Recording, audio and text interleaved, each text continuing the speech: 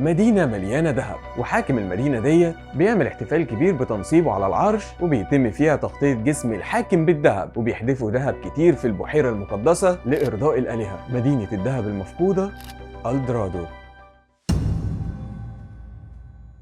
لو سمعت ان في مدينة مليانة دهب ملوش اول من اخر، ومن كتر الدهب ده بيرموه ولا كأنه ملوش اي لازمة، ما في منه كتير طبعا. وطبعا هتقولي هي فين واروحها ازاي؟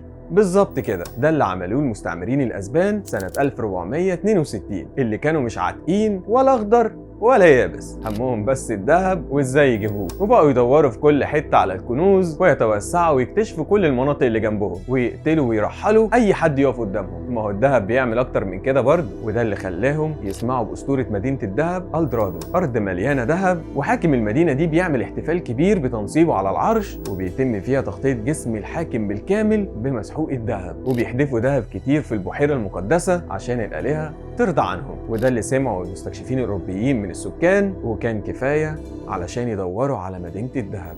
المستكشف الاسباني جونزالو خيمينيز سنة 1537 قال لا، ده انا لازم اتاكد انها موجوده ولا لا، فقام واخد بعضه وقام طالع على كولومبيا، اللي لقى هناك شعوب اسمها المويسكا بيحتفلوا بالحاكم عندهم بنفس طريقه مدينه الذهب ألدرادو. وطبعا ما سكتش وما مشيش غير لما اخد كل كنوز البلد دي، بس ده ما كفاهوش وكان عايز اكتر واكتر. ما طالما المدينه دي فيها نفس اللي سمعنا عنه، بيرموا الذهب في البحيره كانها ولا حاجه كل شويه، وان مفيش حد يفكر يسرق، فده معناه ان في كنوز اكبر في مكان لسه محدش اكتشفه، فاكيد ألدرادو موجودة وفي خير ملوش أول من آخر. الباحثين كانوا بيحلموا بحاجة واحدة وهي الذهب، وكانوا بيروحوا أي اتجاه لمجرد بس إنهم سمعوا إن المدينة دي فيها ذهب. جشع يعني. بس الغريب واللي كانوا مستغربينه في الوقت ده إن سكان المناطق اللي فيها الذهب مش فارق معاهم الذهب، وإنه أصلا ملوش قيمة ليهم، مجرد معدن شكله حلو وبيستحمل عوامل الجو. أسطورة ألدرادو انتشرت أكتر، ووجودها ده حلم ومعناه رجوع ناس كتير لبلادهم بثروة كبيرة من الذهب والفضة. وناس قالوا إنهم شافوا المدينة بعينهم، وأشهرهم بحار اسمه جان مارتينيز اللي اتحبس جوه المدينة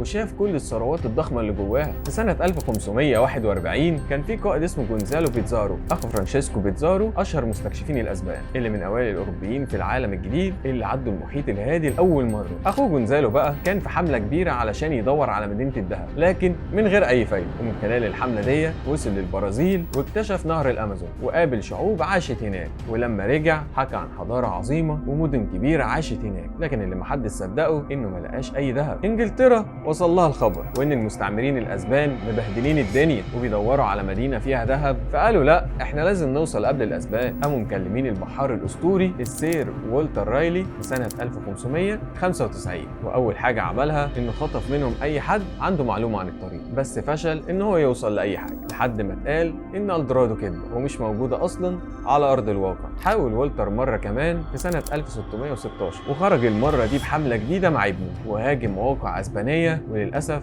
مات ابنه في الحمله دي. وكانت النتيجه انه فشل واتعدم في انجلترا، لانه كسر معاهده السلام مع اسبانيا لما هاجم المستعمرات، وخلصت رحلات البحث من غير اي فايده. مفيش اي دليل حقيقي على وجود ألدرادو اصلا، وكانت نتيجه البحث عنها موت عدد كبير من البشر والمستكشفين والسكان الاصليين اللي كانوا بيتعذبوا علشان معلومه وهميه وعلشان يقل الاهتمام بالاسطوره. بعد قرنين تقريبا من ظهورها وفي الوقت نفسه بقى الدليل يعيش على طول ويأكد على جشع وجنون الاستعمار في رحله البحث عن مدينة الذهب.